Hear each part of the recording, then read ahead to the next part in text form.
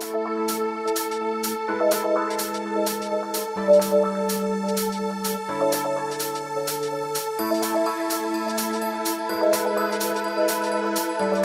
great to be here and seeing places in the world that I would not have otherwise seen, and to meet the Swedish people and see your beautiful cities here has been lovely. So I just would like to start by telling you who I am and how I came to be doing what I'm doing today, because many of you may not know that, and I think it's important to understand where I came from, because I think it will give you a better picture of the validity of what I'm saying. And I realize that I'm speaking English, and that is not everybody's native language, so if there's a word or something that needs to be translated, you can just raise your hand and somebody will translate. I'm speaking much slower than I usually do and much more clearly, and so hopefully that will help. And maybe we could keep questions to the end so that we can keep this moving smoothly. First off, I will tell you that I lost my glasses, and I wonder where I could have put them. Oh, here they are. I started out in college, in university, and I got a bachelor's degree in physics, and then I worked in a laboratory for several years, and in that time I decided that I wanted to work with people and not rats and dead cow brains and things like that I was working with. So I went to medical school and had one of the happiest days of my life. The day I graduated felt like a big accomplishment. And then I moved on to my residency in New York City. And during that period, I realized something that I did not realize before I went to medical school, which is that what I had really become was a highly trained technician for the pharmaceutical industry.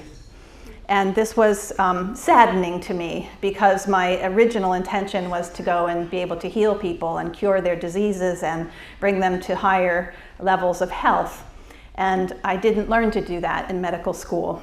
I learned to do that later in the past few years.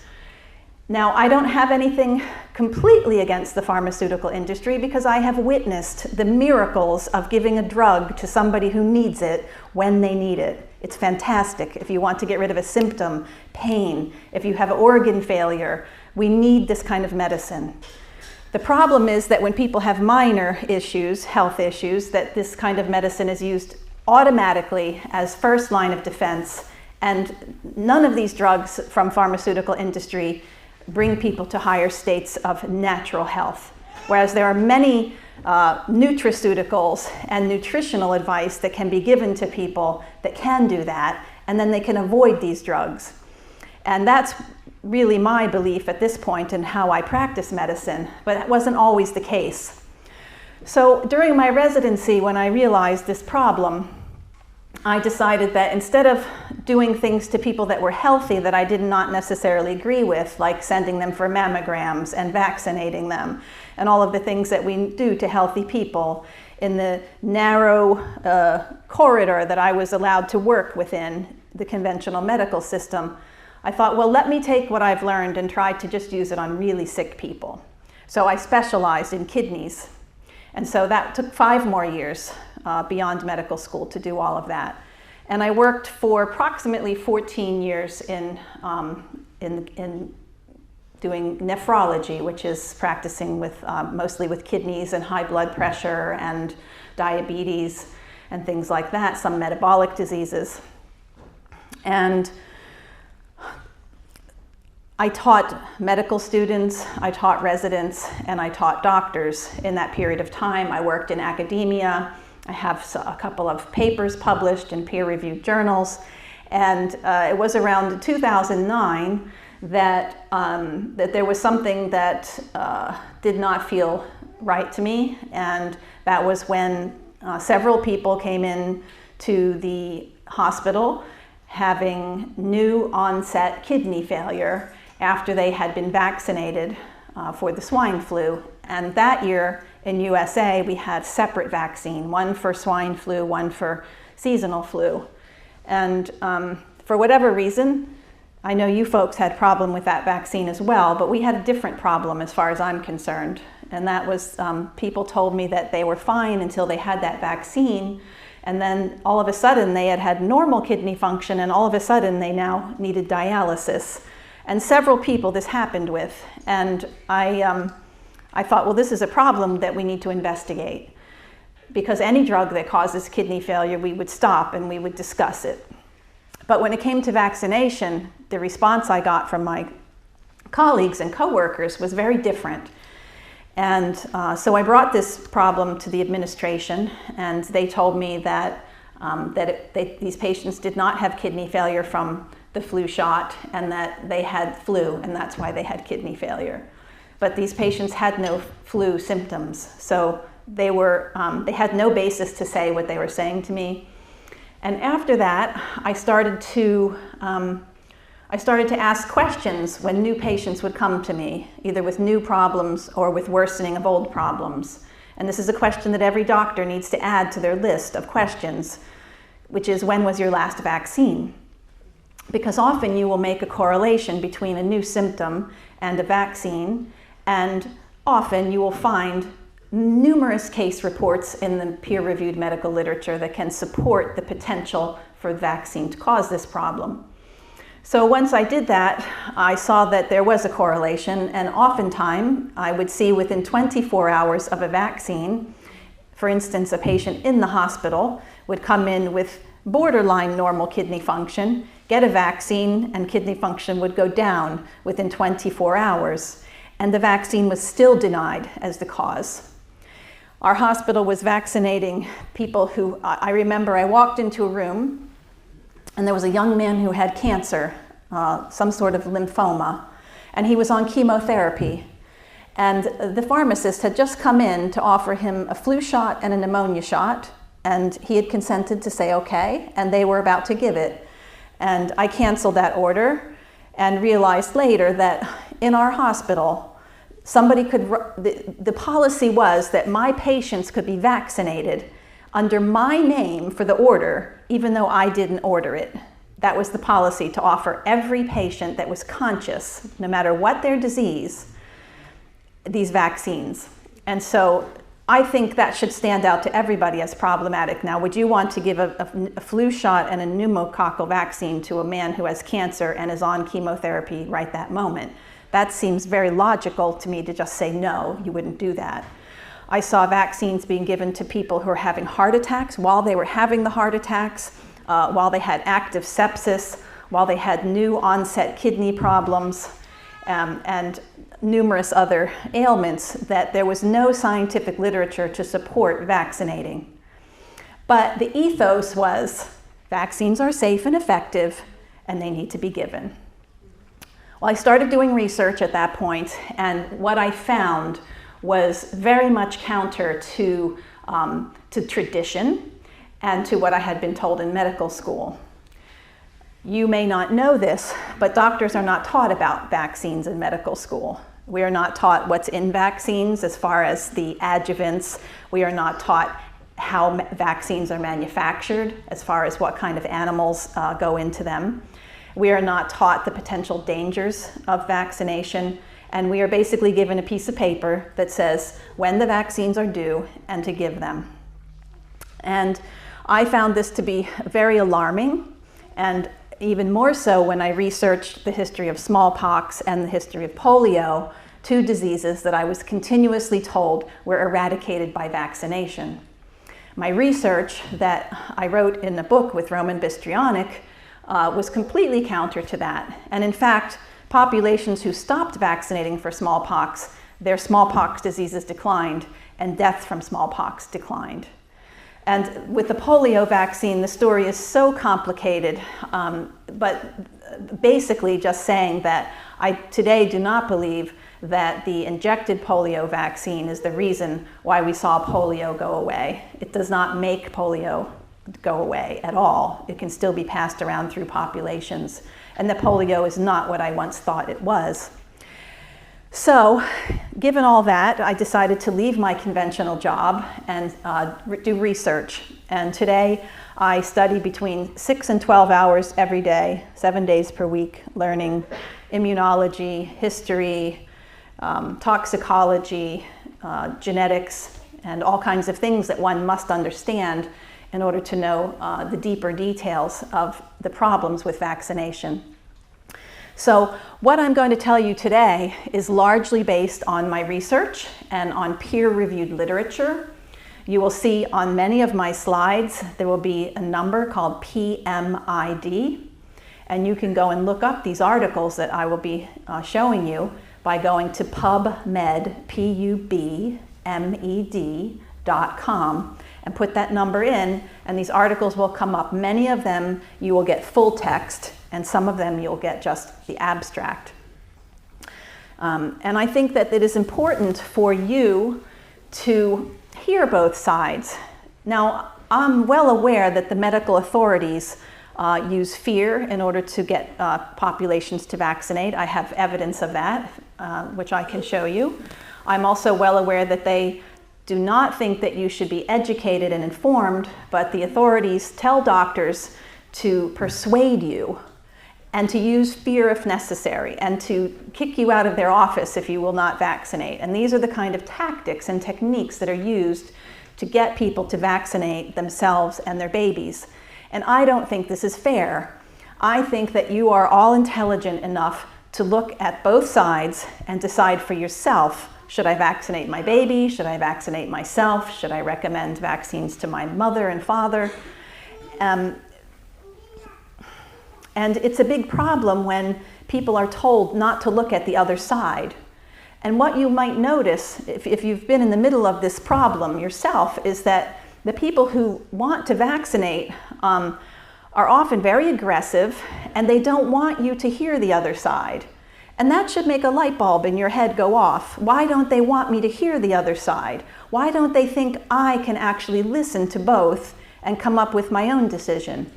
See, I will never tell you not to vaccinate, but they will always tell you to vaccinate for everything. That alone, I believe, should be a red flag to you, that I'm saying you listen to everything and then you choose. What you do is your responsibility. And that's not what the people who are supporting this aggressive vaccination campaigns, more and more vaccines all the time to little babies. That's not what they're saying. So tonight I have many things I could talk to you about. I have many things that I prepared, but usually when I travel, there's always a question that comes back again and again. And last year was tetanus. A lot of people wanted to know about tetanus because polio and tetanus happen to be two diseases that people believe, even if they don't believe in all vaccines, that they believe that they may want to still vaccinate for these, as I did. Now, also, I want you to know that... I just want to make sure that everyone knows what tetanus is. It's the stelkramp. Yes. Okay. The stelkramp. Yeah. Okay. I used to believe in vaccines. I used to give vaccines, okay? So it's not like I always had this, this problem against the vaccines. I was vaccinated before medical school. I was vaccinated as a child, but I was not vaccinated to the degree that babies are vaccinated today. And there were nowhere near as many vaccines then.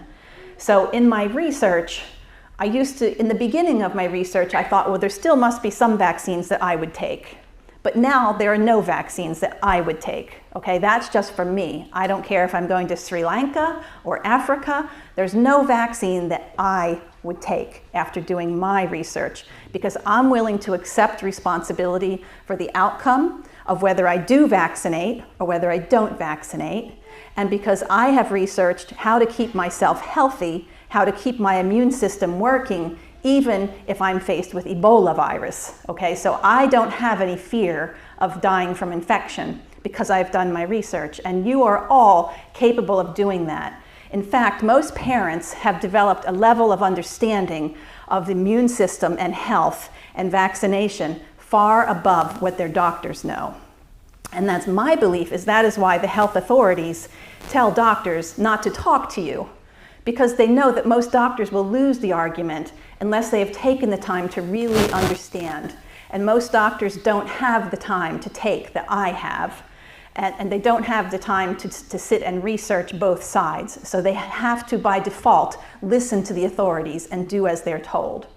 So I'm not saying doctors are bad people. I'm not saying they're evil. I'm saying that doctors are not informed and they're too busy to get informed. So it's your job to get informed because you are the best line of defense for your children. Okay?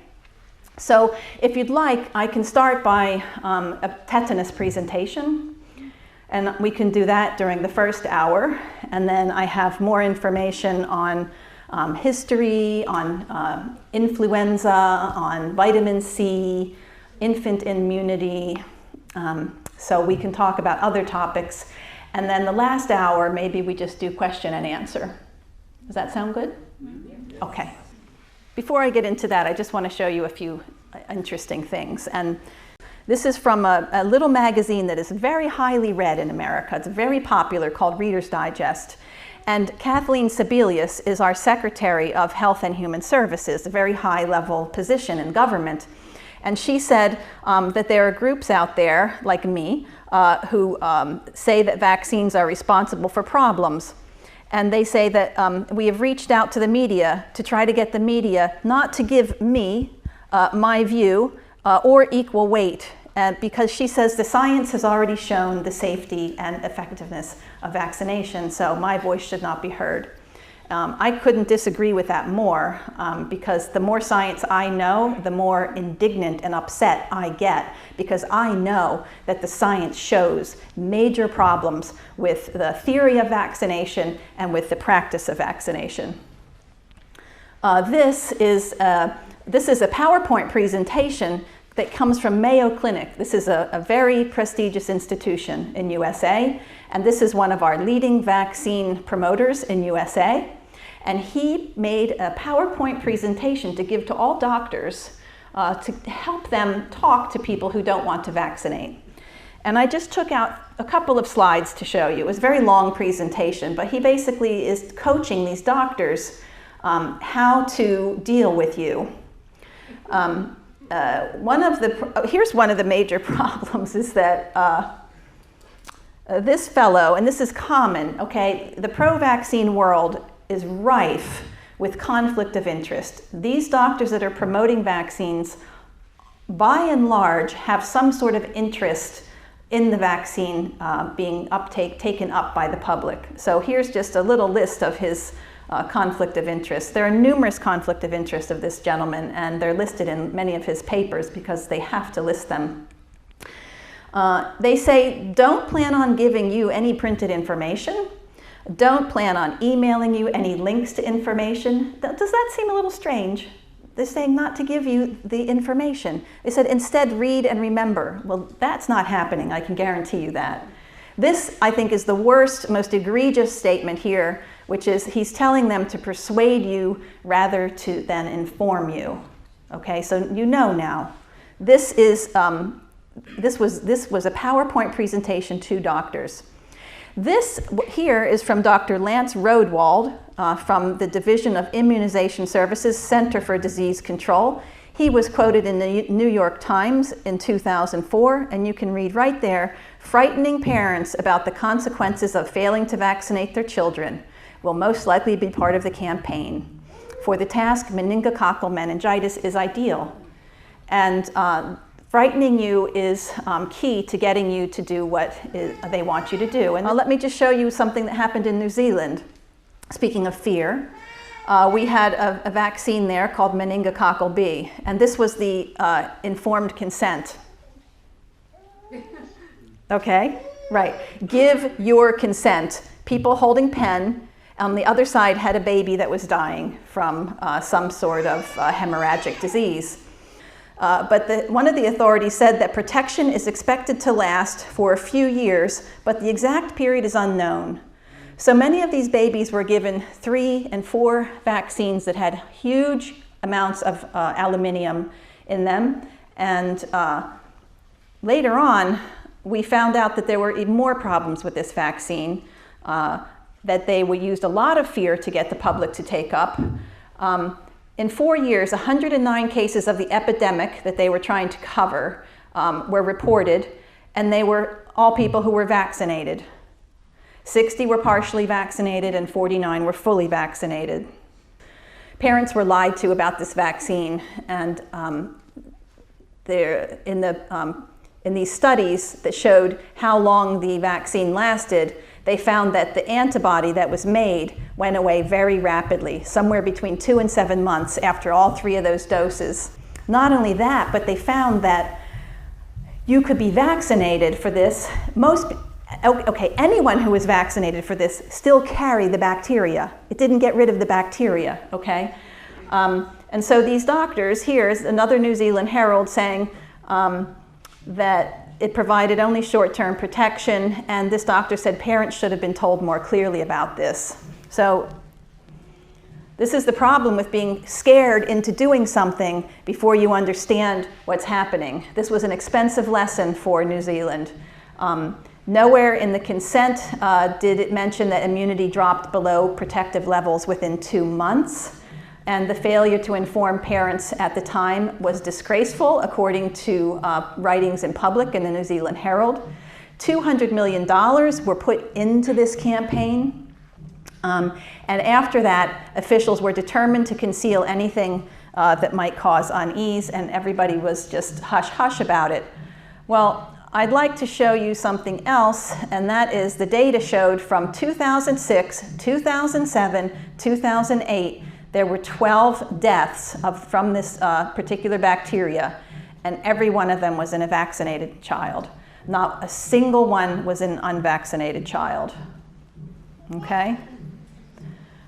So here we have the meningitis was coming down. Here's where they started vaccinating, and here we see what the death rate did after they began to vaccinate.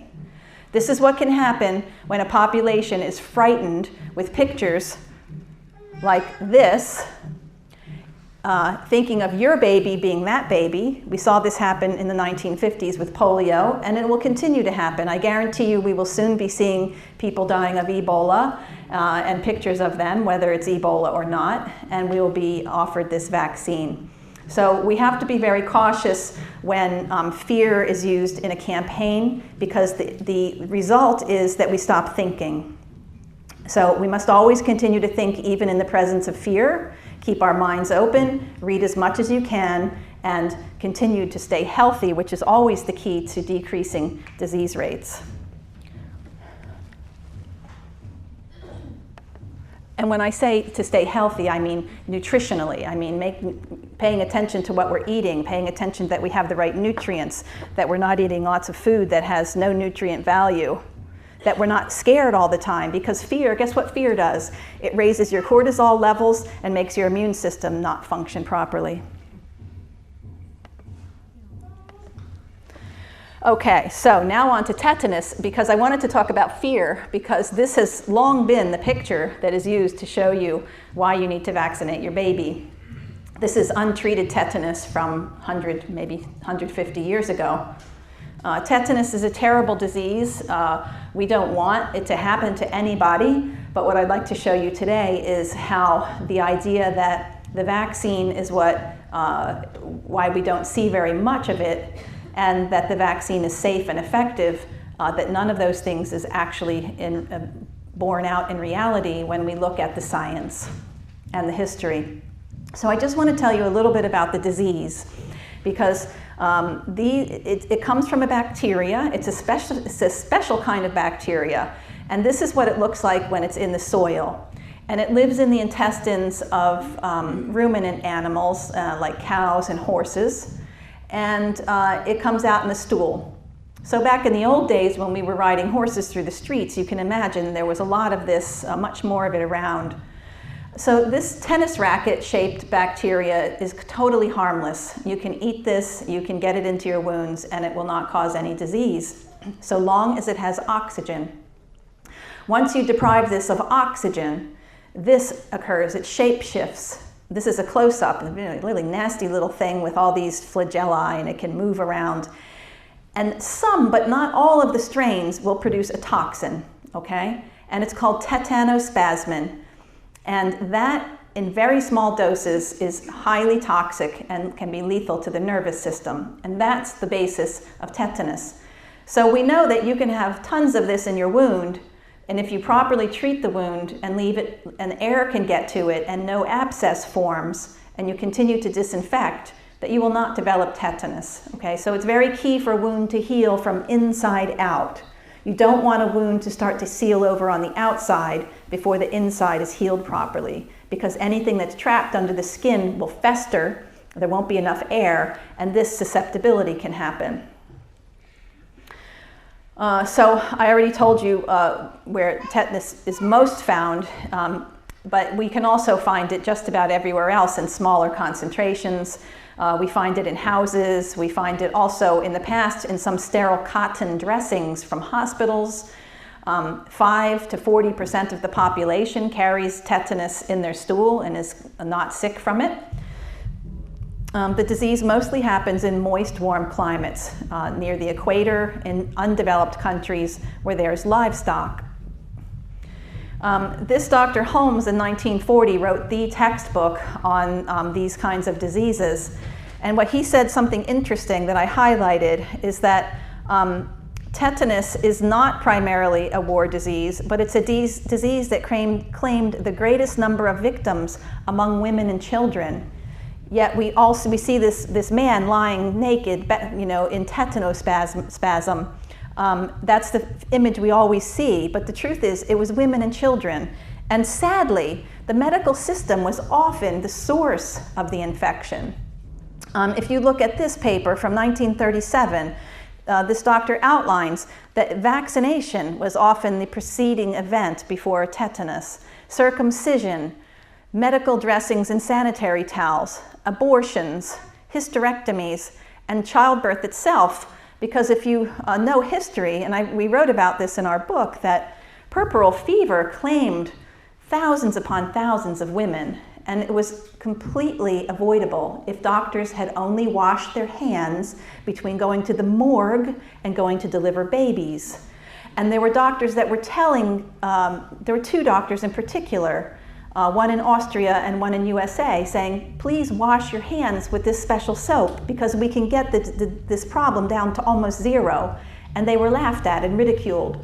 And both of them ended up leaving medicine. But later we found out that they were right. And all of these mothers could have survived, their babies would have survived, and the reverberation, the after effect of these mothers dying was huge upon society, because there were all these babies and children left without mothers, which increases disease rates, increases death rates. Okay, so let's look back at a little bit of history. This comes from Dr. Nelson, infectious disease book from 2005, and this comes out of a big institution in the United States. And in this textbook, we have a quote that says that the decline in mortality from infectious diseases during the 20th century stands as a tribute to advances in public health and safer lifestyles compared with that in previous centuries. And that's really what our book shows, is that these changes in society and lifestyles and improvements in nutrition had more to do with the decline in death and in many cases with incidence of diseases than anything else, including antibiotic invention, including vaccination. As proof, I'd like to show you some infectious diseases. This is the year 1900, this is the year 1935, and this is the year 1970. Let's look at how the death rate went down for these diseases. Influenza and pneumonia claimed 202 per 100,000 in 1900 in the United States. In 1935, before there was any vaccine whatsoever, we were down by half. And by 1970, before the vaccination programs were really up and running, we're down even further. The original vaccines for influenza in USA, if you look at the writing of a doctor named Dr. Anthony Morris, who worked at the Division of Biologic Sciences, which is now the National Institutes of Health. His job was to determine the safety of these vaccines. And he determined not only were they not safe in the 1970s, but they were no more effective than tap water. And he testified to this effect in front of the Senate, and he was definitely a qualified person to make that statement. Today, we are still offered these vaccines for influenza despite any real support for their effectiveness, despite any well-designed studies for their safety, and despite the fact that the most prestigious collaboration called the Cochrane Collaboration, who evaluates different aspects of medicine, is saying that the hype and the media information on influenza is completely out of proportion to the science. Okay, so let's look now at measles. We had 31 per 100,000 deaths in 1900, down to 2.7 long before the measles vaccine came in. And I'll show you in a minute that it was almost down to 0 right before the vaccine came on the scene. Okay, so I always thought that tetanus was much more prevalent than it actually was, but it turns out that, look, you don't even find tetanus on most charts like this because it was such a low incidence disease. So we had 4 per 100,000 back in the time when all these other things were claiming people's lives. And then by 1935, before tetanus vaccines, we had 0.95. So let's move on here, and I'm going to show you some more graphs in a minute.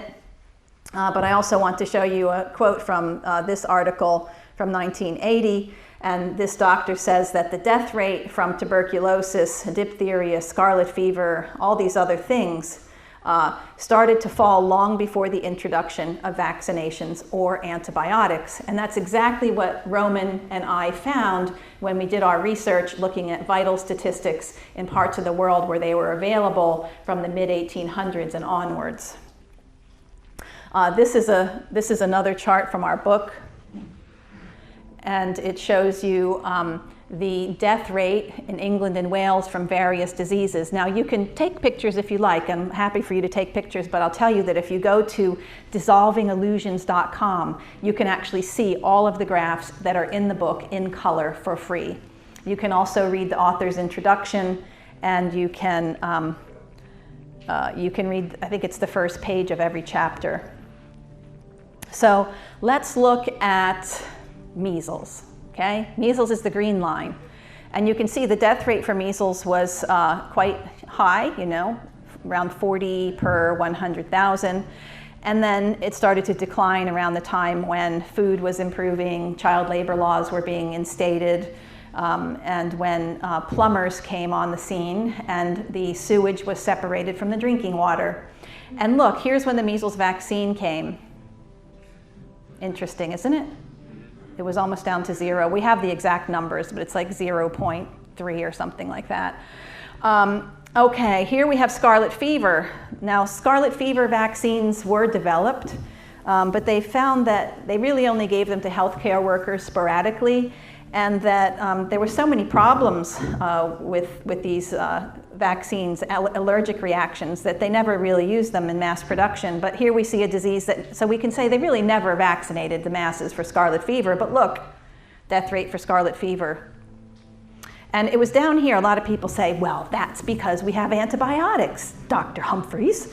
But antibiotics were created here, down here, around the there were some not so great antibiotics in the late 1930s, late 1940s, and the early 1950s is when penicillin came. But you can see the death rate was down because the people were stronger.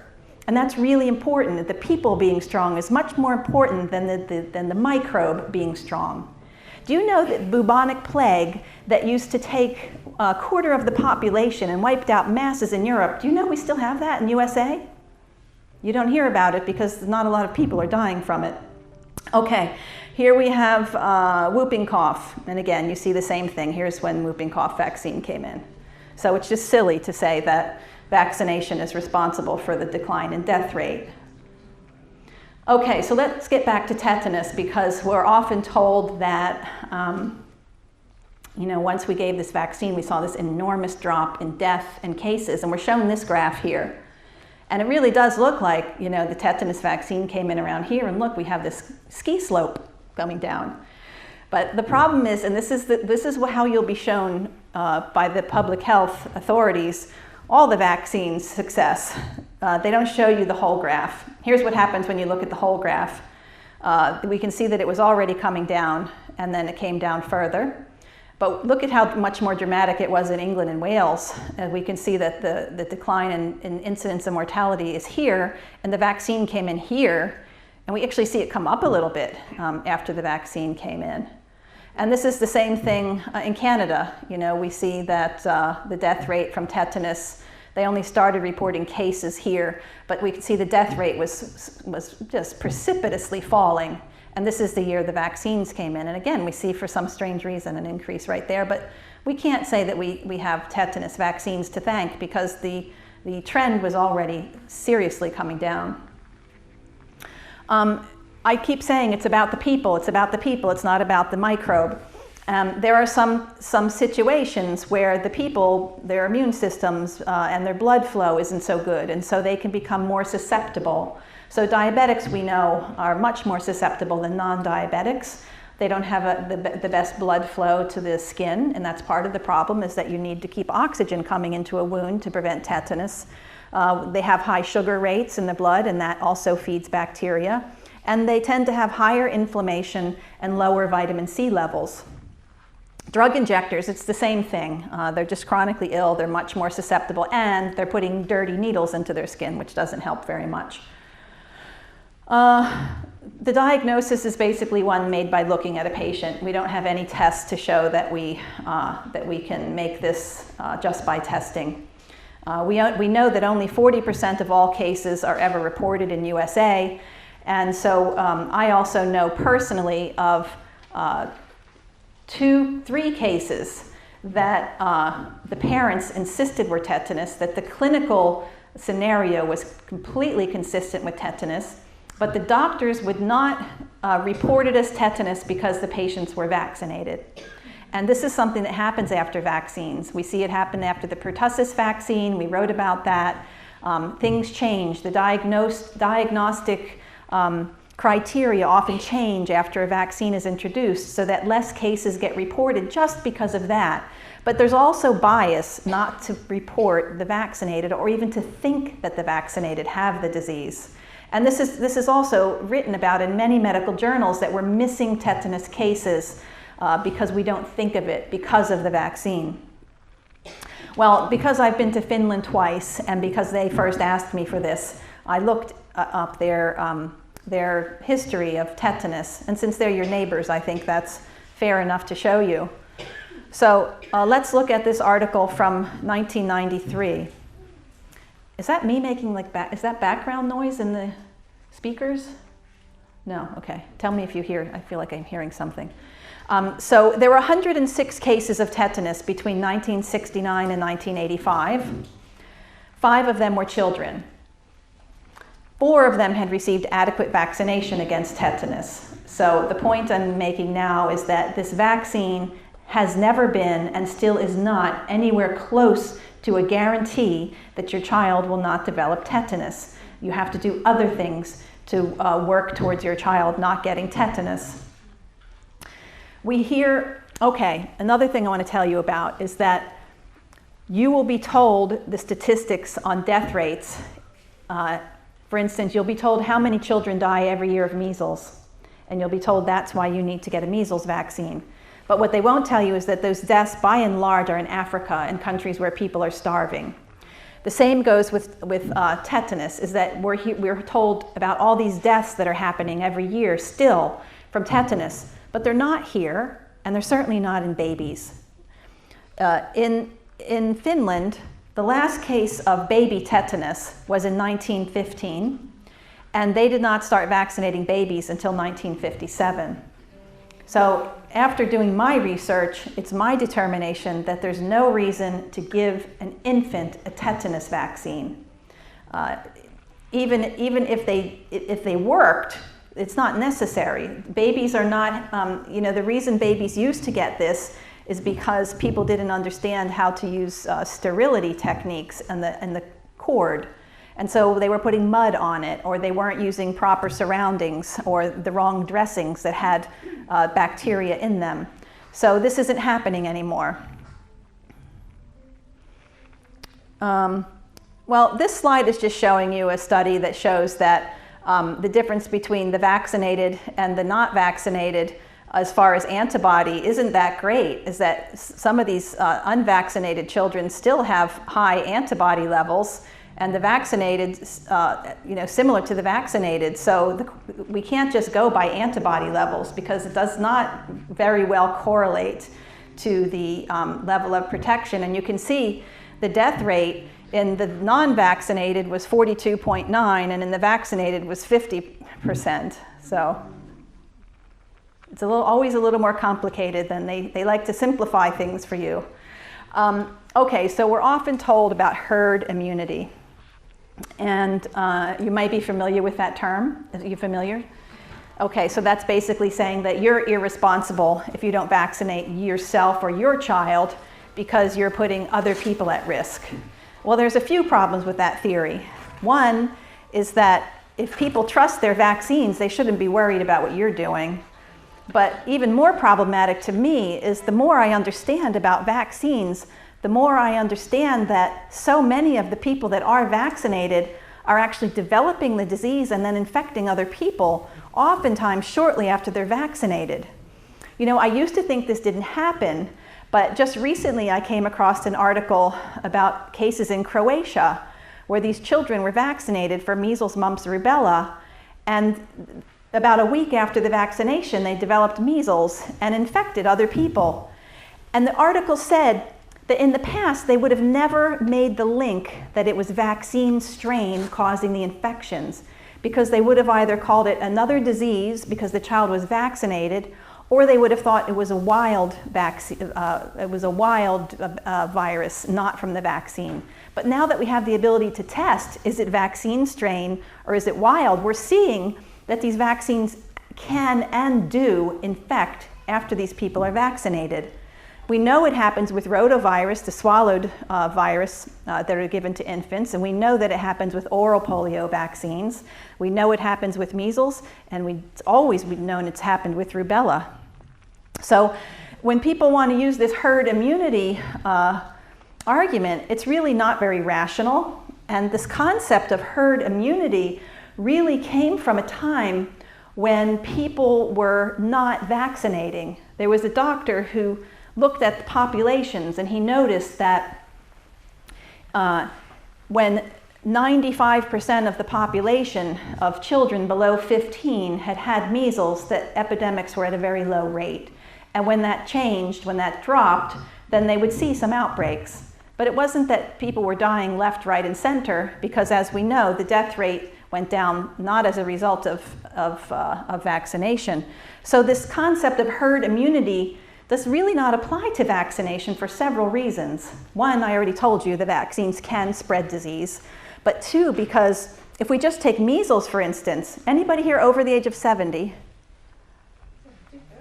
Did you have measles growing up? Yes. And how was that for you?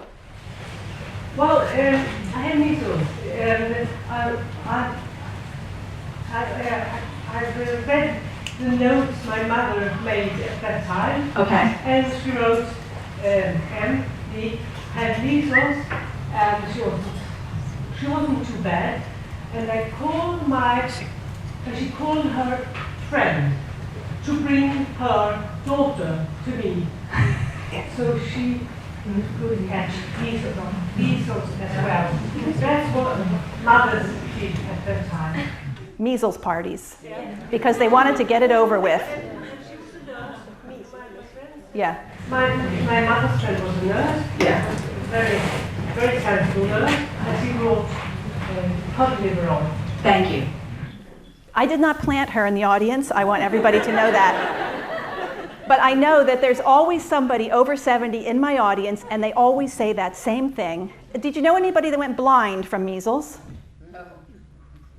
Did anybody you know went blind from measles? Never heard. Did you know of anybody who died from measles? Okay. All right, we're so far 100% on these questions. Cod liver oil has vitamin A, And it's been known about since the 1940s that that is key to recovery from measles, because for whatever reason, the measles virus makes the body consume enormous amounts of vitamin A.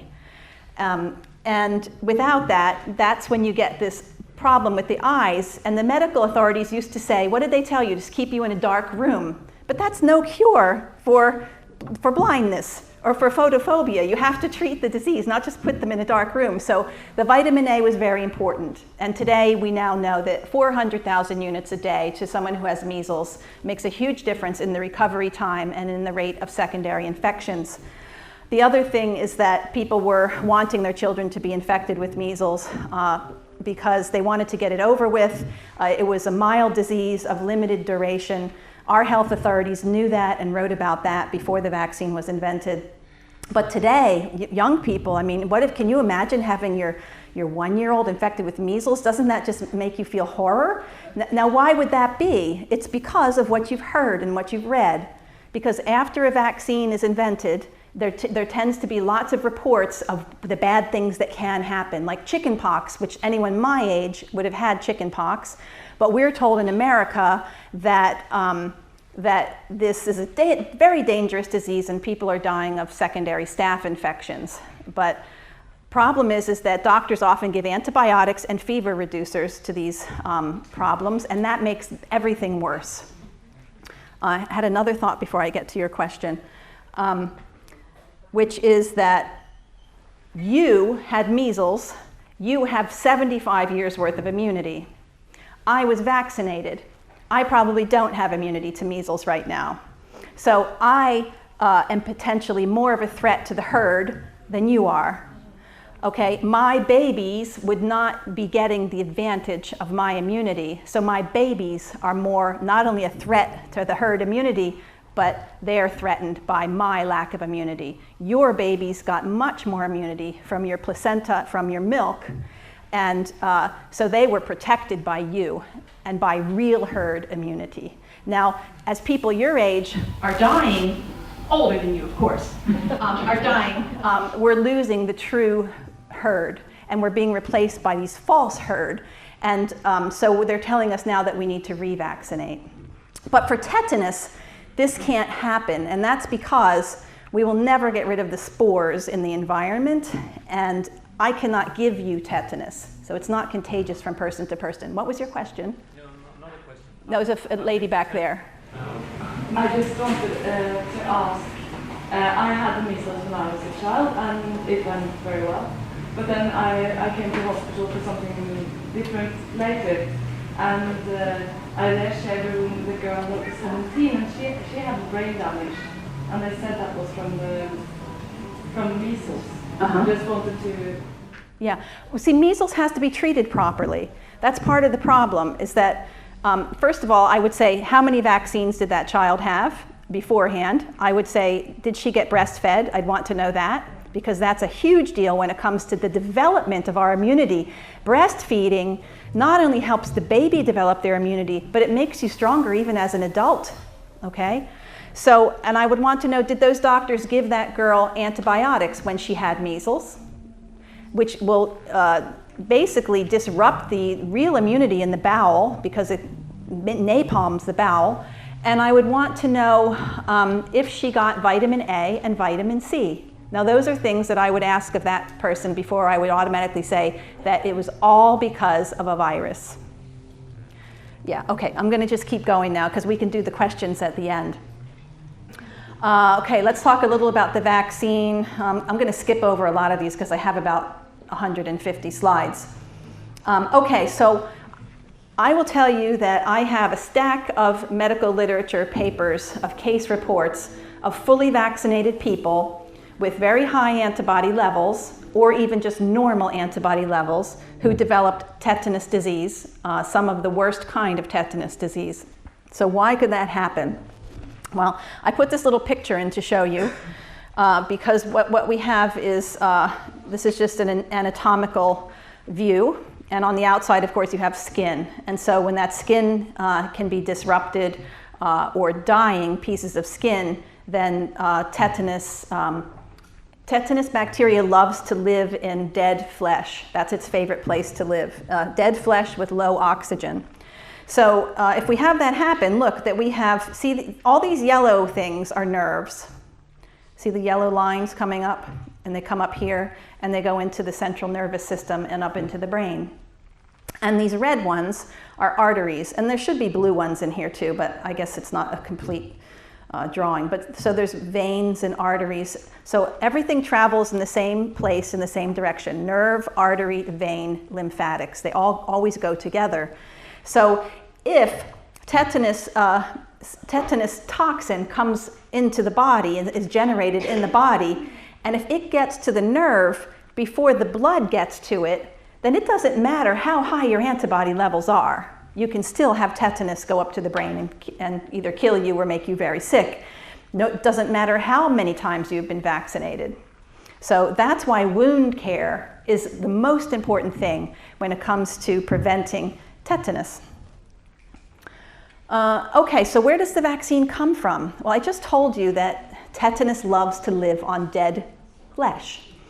And I think it's important before you give a vaccine to your child to learn where they all come from, because it's nothing like what I used to think, and so maybe it's not what you used to think, but I used to think that they just somehow magically got a piece of bacteria or a piece of virus and put it in some salt water and injected it into me, and that was it. But in order to make a vaccine, you have to mass produce the virus or the bacteria or whatever microbe makes the toxin, in this case, tetanus bacteria. So they have to find a way to mass produce this tetanus bacteria without oxygen. So they basically take a beef heart or a piece of, cow meat, and they combine it with pancreas from another animal to dissolve it and put these cells on plates and let them grow. They don't have to do it this way anymore, but probably everybody in this room who is an adult was vaccinated with this kind of a vaccine. Today they have the ability to make them using soy and using non-animal, but they don't necessarily. They still use this technique. So the vaccines are made on rotten meat, heart, and with pancreas juice, and then they also have to keep these cells alive, and you can't keep them alive with vegetable juice, unfortunately. You have to put blood on them, and so they will get cow blood and cow albumin and make special solutions to keep these cells alive while they're making the bacteria that makes the toxin. Then they take the toxin and they have to deactivate it so that it doesn't kill you when they inject you with it. So they do that using formaldehyde, and that's how we get that. So in the end, what we end up with is traces of mercury still in there, good dose of aluminium in order to make you respond to the very tiny inactivated toxin, and formaldehyde. And you would think that it was just nice and pure and that's all we have, but we don't. What we find from this paper here, even in 2014, is that they're reporting that not only is there a lot of variability from batch to batch, meaning non-homogeneous, but it contains proteins from the culture medium, from the bacteria, and from degradation products. Degradation would mean your rotten meat here. Just very tiny amounts. They'll show you it's just very teeny tiny amounts, and that we shouldn't worry about that.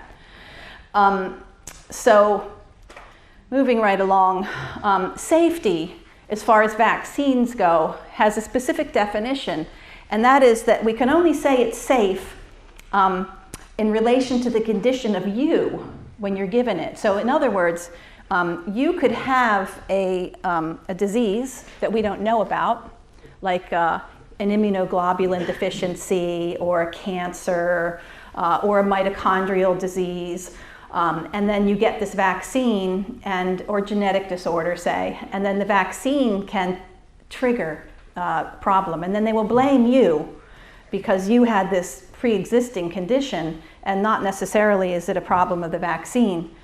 So this is something you should know about, and also that most of the time, at least in the beginning of vaccine trials, that they're tested on healthy people, that if you have anemia or you've recently had a blood transfusion or you're on certain medications, they won't take you in a trial for vaccine, but they'll still offer you the vaccine later after it comes to market. We have 0 placebo, saline-controlled safety and efficacy, meaning does it work, trials on humans or primates for tetanus. The basis of effectiveness for tetanus is based on history.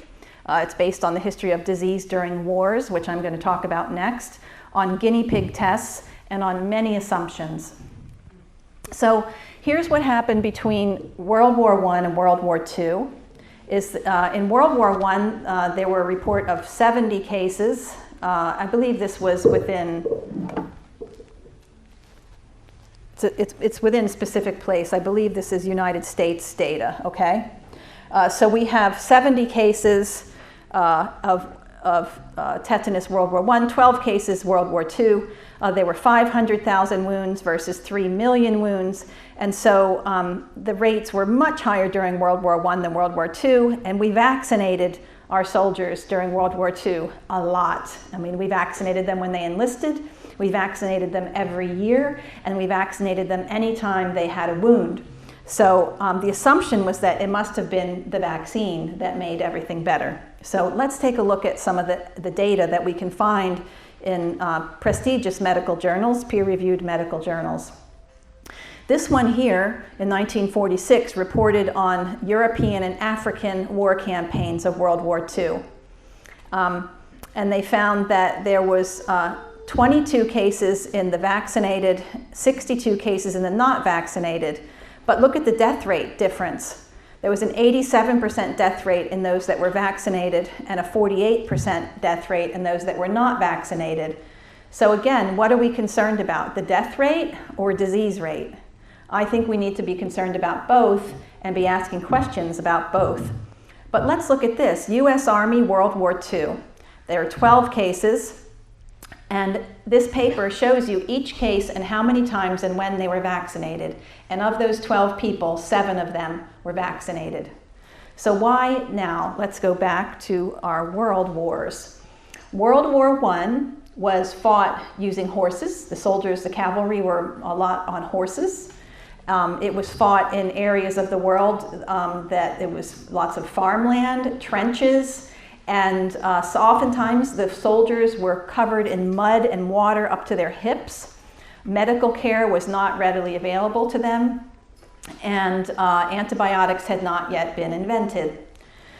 So there was a big difference in the stage, as we call it, between these two wars that would have put these soldiers at much higher risk to contract the bacteria and at susceptibility for developing disease from it. They're also, imagine the stress of being a soldier under those conditions. So World War II, they say, was a little more gentlemanly fought war in that there was less hand-to-hand combat. There were almost, I don't know how many horses, but there were nowhere near as many as there were in World War I. We had by then motor cars and tanks and boats as how some of the transportation occurred. And soldiers were not put into the same situation that they were in World War I. And we, at this point, had more medics on the field and better understanding of wound management. So I think we can't make the assumption that it was just the vaccine that made this big difference. Okay, I want to show you something I find interesting, and I'll tell you why. First off is that there are two branches of our immune system. Okay, so we don't have vaccines for every disease. We don't die from every disease. So we must have another ability to fight disease than just memory immunity, which is what vaccines are supposed to give you, is memory immunity in your blood. So you have a line of defense in your blood, cellular immunity, called innate immunity. And these are cells and some preformed antibodies, but they're non-specific, but they're cells that are ready to go on the attack. And then there's a branch of immunity called humoral immunity, and that has to do with antibody, which having preformed antibody. And what we find when we look at the response of these two arms of immunity after being vaccinated is that 15 to 18% of children do not respond via their cellular immune system, and 12 to 14 don't respond via their antibody system. And that when we look at all of the non-responders, we find around 39% had a deficiency in one or the other kind of response. I find this really interesting, especially when we think about herd immunity, right? Because we're told that the 3 or 5% of the population that's not choosing to that's choosing to not vaccinate is putting the rest of the population at risk.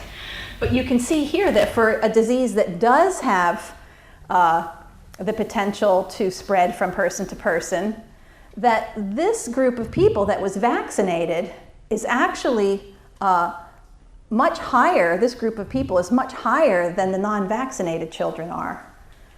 And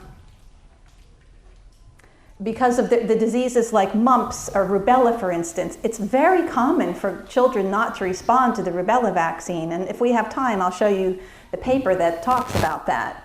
So it's not just the tetanus vaccines that children are not responding 100% or even close to 100%. We have another paper down here that talked about the fact that 95% of the population is vaccinated, but we're finding evidence of what they call protection only in the mid-80s, 80%. So these people are the kind of unknown non-immune, but that these people, we don't know that they're not immune, but they actually are not immune. We just assume they're immune. And that if they have a disease that looks like tetanus, they don't think it could be because they say they were vaccinated. So those are the people that don't respond. Now let's look at what can happen in children who do respond. Okay, so this study is important because what this scientist did is they, okay, I have to give you a little history, which is that there was a period of time recently where children in Africa were vaccinated for diphtheria, tetanus, and pertussis, and the death rate among the vaccinated was much higher for other diseases. And so these doctors said, well, let's look at what happens on a genetic level after we vaccinate a series of children. So today we have the ability to look at these sensitive and sophisticated genetic responses after vaccination. And we're told that vaccines are kind of one size fits all, that we give the same vaccine to everybody, and that everybody will have a similar response, at least to for hopefully being protected against the target. But what we don't hear is what else happens in the rest of the body after a vaccine. And what we can see here is that each one of these is a different girl. There were 8 girls that were vaccinated, and they looked to see genetically what proteins started to be made, because genes make proteins, okay? So after any kind of an intervention or an ingestion, something like this, we can see certain genes becoming activated. And it was, to me, quite alarming to see the different activations that happened. And this is an actual chart from the article, but I broke down, made it a little simpler so we can read it better. But what we found is that there were what I refer to as epigenetic alterations, because it's not a gene mutation, okay? What it is, it's a gene activation. So while we used to think that our genes are our destiny, we now know that they're not our destiny, that only a small percent of our genes dictates what happens to us. Our destiny is about what those genes are told to do. And what those genes are told to do has so much to do with what we're exposed to. So we know that, say, smoking, even eating rice can change your epigenetic profile. So any injection is sure to change the epigenetic profile. So what we find here is that and it happens by signaling, so think of the cell as a ball, and think of the genes on the inside of the ball. On the outside of the ball, there are around 2,000 receptors that respond to what's happening in the broth that cell is bathed in. So depending on what's hitting the outside of the cell, be it aluminium or formaldehyde or tetanus toxoid, we will see different signals go into the cell and different instructions will be given to the genes, which will make protein. Okay, that's how it works. So we see epigenetic alterations resulting in upregulation of genes that are associated with genetic disorders, cardiovascular disease, gastrointestinal disease, immunological disease, connective tissue disorders, developmental disorders. The list was very long, and these girls all responded differently to each other. And also, there are things called cytokines, which are chemicals in the blood that tell your cells how to respond during an infection. And they found that those cytokines were different in different girls as well. So there's a huge difference. If I was to vaccinate each one of you, the list of what genes would be upregulated would be different in each of you. So it's another thing to consider when taking a vaccine, even if the vaccine works, is that so many other things are being changed. Now, most of us seem to get away with this when we're vaccinated, but we don't have any studies looking at the difference between completely vaccinated versus completely not vaccinated and following out for 20, 30, 40 years. We need that. We could do that actually because there's a large portion of unvaccinated children in the United States, but our government does not prioritize or have any desire to do such a study. So at this point, we can't say for sure that the vaccines are causing these things, but we have now evidence that they could be, and we can't say that they're not causing them. And we know from toxicology that many of the chemicals that are in there are stirring up the immune system in ways that are not normal. And I'll get into that more in a bit. So this is another study that I will show you from 2008. This was a Swedish study. And they looked at infants after their diphtheria, tetanus, acellular pertussis vaccines. And polio, Hib. So these were babies, and they got their regular vaccines at 3 and 5 months. And then they took some of their blood out and they exposed it to the whooping cough toxin, which is basically what's in the vaccine, okay? And then they looked to see what happened 12 hours later in a genetic level. And what this doctor reported was 33 allergy-related genes were activated, 66 asthma genes were activated, 67 cancer genes were upregulated, and 25 immunological genes were upregulated. Okay, so we're definitely seeing on a genetic level some waking up. Now, whether or not if it goes through completely and causes these diseases, no, it doesn't in everybody right then and there. But do we know that unless something comes along and shuts these down, what is the result? We don't know. The first study I showed you on the African girls, the conclusion is that the immunological explanation for the non-specific effects, which is what I'm talking about, of vaccines is not known at present.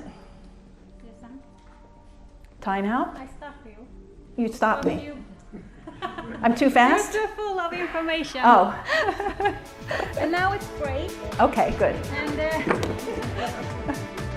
Okay, break.